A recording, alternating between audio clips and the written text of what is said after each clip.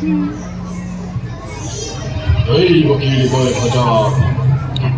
প্ৰথম সন্তান অহৰে দিয়া দিয়া অহৰে মোৰ হাতত তুলি দিয়া দিয়া অহৰে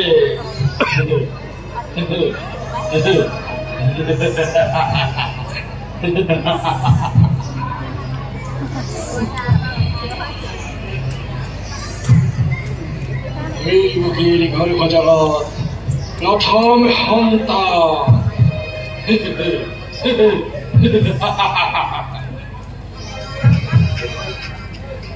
তাই বকিল ঘৰ ভজাত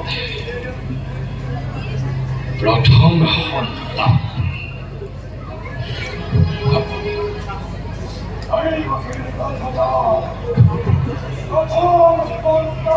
শান্ত হওয়া শান্ত হওয়া রাজন লোহে তব প্রাণবৈরী দৈবকীর গর্ভজাত প্রথম সন্তান অষ্টম সন্তানহে প্রাণ বহি তোমার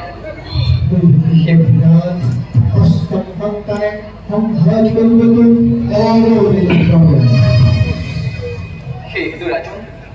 দিয়া দিয়া মোক পুত্র রত্নদান দিয়া রাজন নোহে মোৰ প্ৰাণবৈৰী দৈবকীৰ গৰ্ভজাত প্ৰথম সন্তান অষ্টম সন্তানহে প্ৰাণবৈৰী মোৰ লৈ যোৱা হলে ৰাজন সযতনে কৰিব পাৰ অপাৰ কৰোণা তব ৰাজন অপাৰ কৰোণা এবে মই মাগিছো বিদায়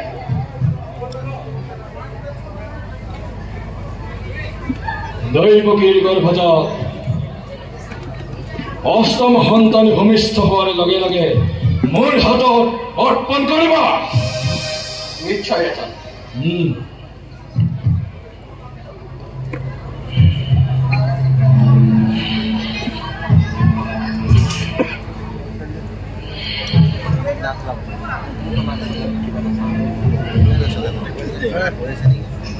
বহুত মোবাইল আছে যে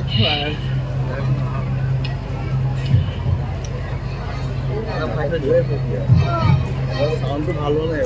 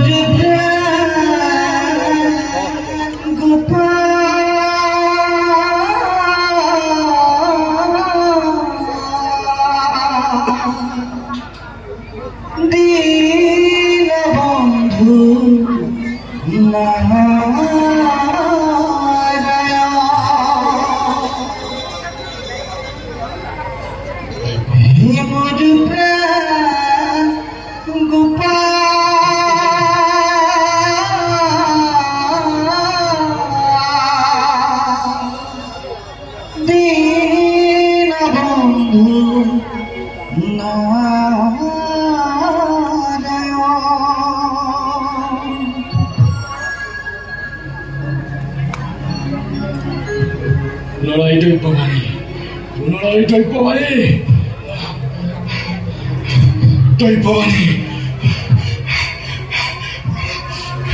কালাকেতু কালাকেতু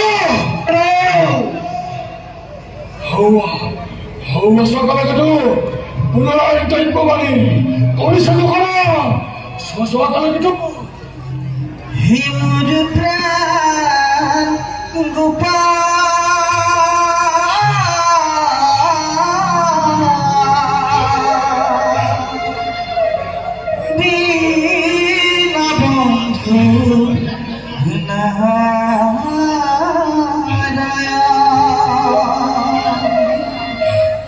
মহারাজ দৈববাণী নহয় এয়া হৈছে দেৱৰ্ষী নাৰদৰ গীত হয় মহাৰাজ দেৱৰ্ষী নাৰদৰ গীত হয় মহাৰাজ হৌ আচল হৌ দেৱৰ্ষী নাৰদে গীত গাই আমাৰ ভূমিকে আহিব লাগিছে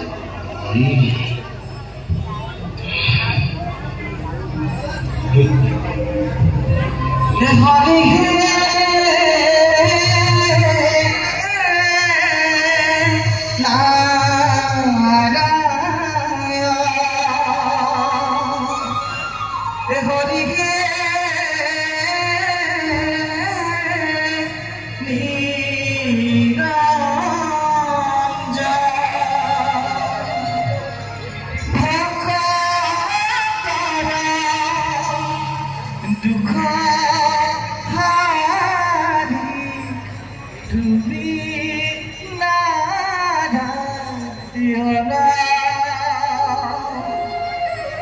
তোমাৰ ৰনে কাৰো এশত কোটি এবাৰ সে নাৰদ যেতিয়া কংসৰ কমতি কক্ষ এইবাৰ মন্থন হব অতি গুৰুত্ব নাৰায়ণ নাৰায়ণ নাৰায়ণ অনুমান সত্যতা ধৰিছ প্ৰলম দেৱৰসী কল্যাণ চেণ্টতে দেখিলো ভুজনিছে কৰি আছে মহাভূত মহাভূত মহাভূত ভাবিছিলো ভুজৰাজ মহাজ্ঞানী আৰু মহাবুদ্ধিমান দেৱৰসী কিন্তু কি দেৱৰসী কিন্তু এতিয়া যি দেখিছো মহাৰাজে ৰাজনৈতিক কূটনীতি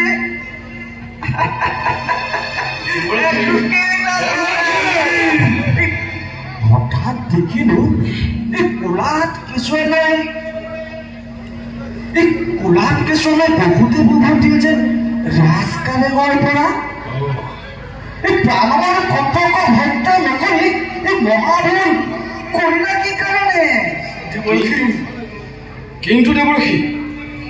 নোহে মোৰ প্ৰাণবৈৰী দৈৱকীৰ গৰ্ভজাত প্ৰথম সন্তান অষ্টম সন্তানহে প্ৰাণবৈৰী মোৰ ধীৰে ভুজৰাজ ধীৰে এই দেৱতাৰ গণনা মতে কিন্তু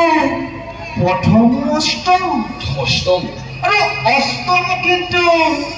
প্ৰথম হ'ব পাৰে হ'ব ভুজৰাজ হ'ব দেৱতাৰ গণনা মতে সকলো সম্ভৱ তুমি এটা অষ্টদল পদ্ম অষ্টদল ইয়াক যদি আমি মনুষ্যৰ গণনা মতে গণনা কৰো তেনেহলে তোমাৰ প্ৰথম দ্বিতীয় তোমাৰ তৃতীয় চতুৰ্থ পঞ্চম তোমাৰ এই সপ্তম অষ্টমে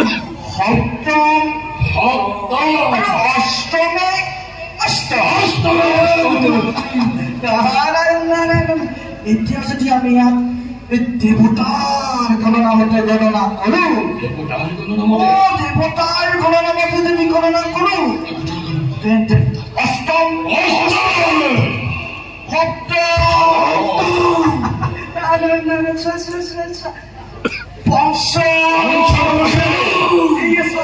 চতুৰ্থ তৃতীয়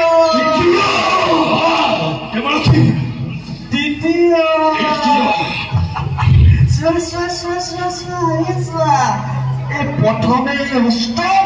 আৰু অষ্টমে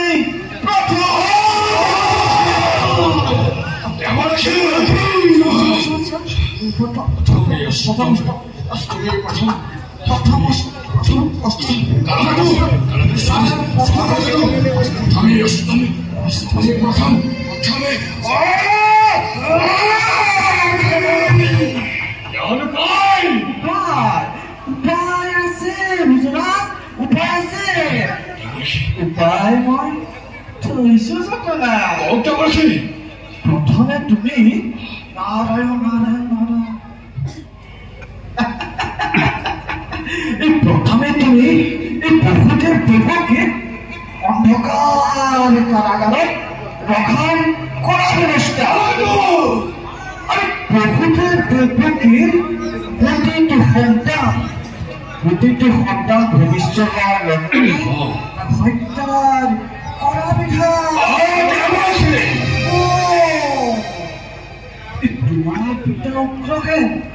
তোমাৰ পিতা অগ্ৰসেন নহয় কিন্তু তোমাৰ হিতাকাংক্ষী সেইবাবে তোমাৰ পিতা অগ্ৰসেনক লকুশ কাৰাগাৰত কৰা বন্দী আৰু বুদ্ধিতে নতুন নতুন শাস্তি কৰালি মই বিদায়হে মাগিলো সেই মনত ৰল নহয় তোমাৰ প্ৰথমে অষ্টম